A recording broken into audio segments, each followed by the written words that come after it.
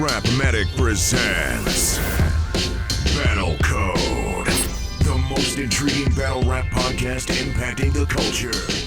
What's happening, handsome? You now tuned in your boy Low to let you know what's up when I'm rolling up, huh? Ace click faster than Harlem still at A-Train slick, hear me. You now tuned in the Battle Code on RapMatic, huh? Go get this work.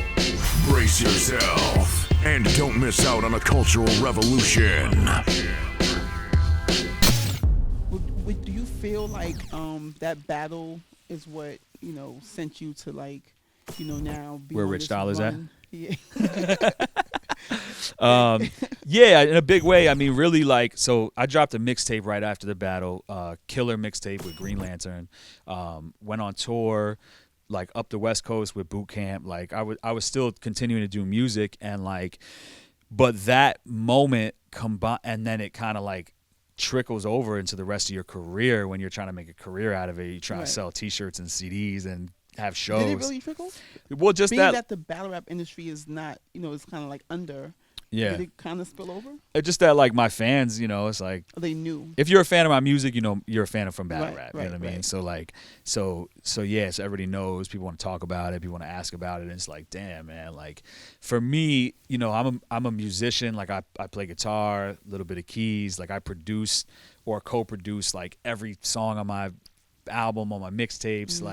Recording horns and strings in my apartment and mixing them, with my brother and my, I take it so seriously, and then to go to an interview while I'm on a promo run for an album that I poured my heart into, and they want to ask about that.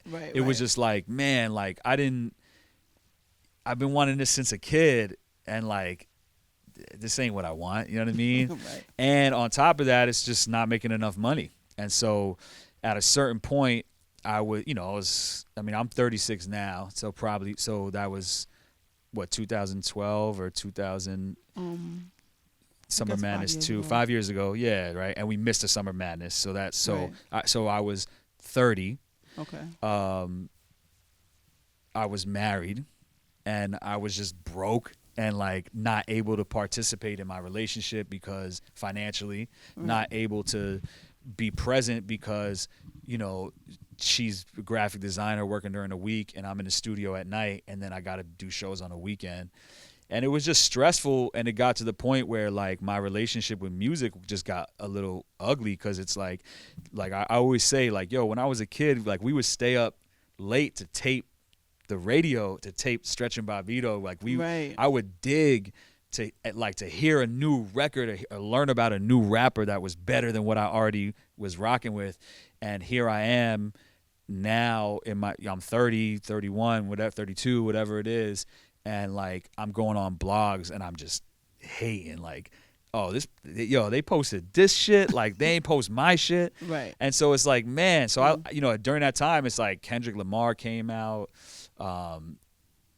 J. Cole, it's just Chance the Rapper, people that I was just man, I don't want to even hear a new rapper's name until my shit is popping. Right. And so for me to be at a place in life as a lifelong lover of music, period, and hip hop specifically, to be rejecting incredible new music that I should have been geeked about was yo, this is unhealthy for me right now.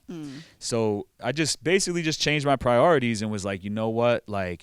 I need to get my family straight. Right now, my family is me and my wife, but we want to have children. My friends who I don't never get to see. My brother, my parents, I have two brothers and a sister, I don't never get to see. I don't got no bread. I can't go on no vacations. If I do, wifey paying for everything. So I was just man, maybe I'm bugging, and as much as music is so important to me, the foundation of family, friends, happiness, and financial stability, actually, it just came into focus where I was man, this is my first priority. I'm bugging. I'm fighting against this thing that's not working for me right now. And it doesn't mean I'm not who I am. Right. It doesn't mean I'm, it don't take away from me to do something else, which I decided so young that I was going to be a rock star and a rap star that I just never questioned that decision until then. And once I questioned it and it came into the clarity for But me. that made you question it. The Mook battle was part of it, just because it was like, this went terrible, and then promoting my album and the residue of that.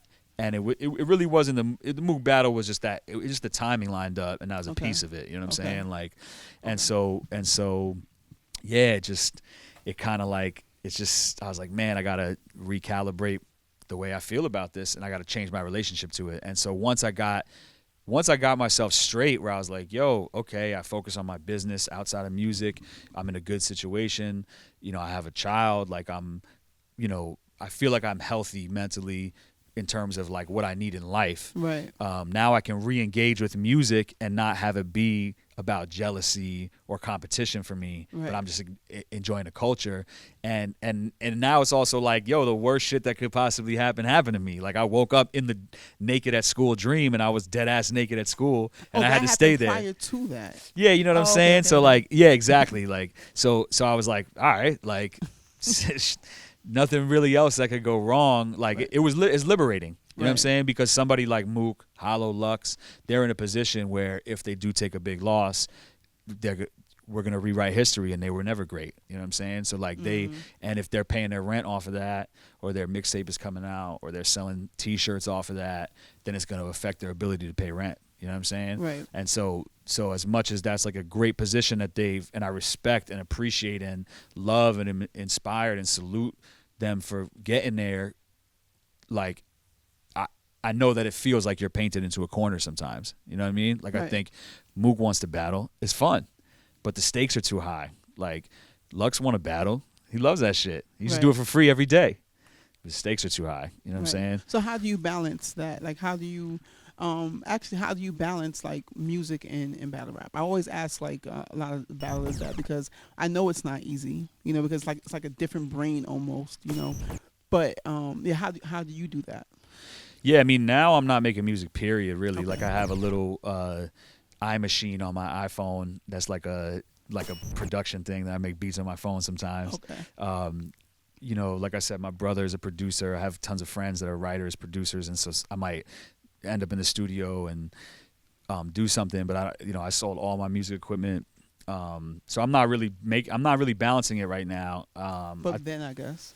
Yeah, I think it can be done. I'm a little crazy. Like, I'm such a perfectionist, like, that I OD. And so when I was working on music, like, I was just ODing, like, trying to take too long. It was just taking too long, working too hard on stuff that doesn't need to be overthought. So I don't really have so much advice about it, except that I think the main struggle for battle rappers with music is that I think most battle rappers, battle rap comes pretty easily to them. Even if they work hard at it, they got good really easily and really naturally. Right. Where it's like, you know, if you like playing basketball, then you're exercising. Like when I was a kid, and I'd be like, my parents would be like, yo, let's walk across the park. We don't have to take the bus. And I'd be like, oh, like, I don't want to, like, and they'd be like, get some exercise. And I'd be like, exercise?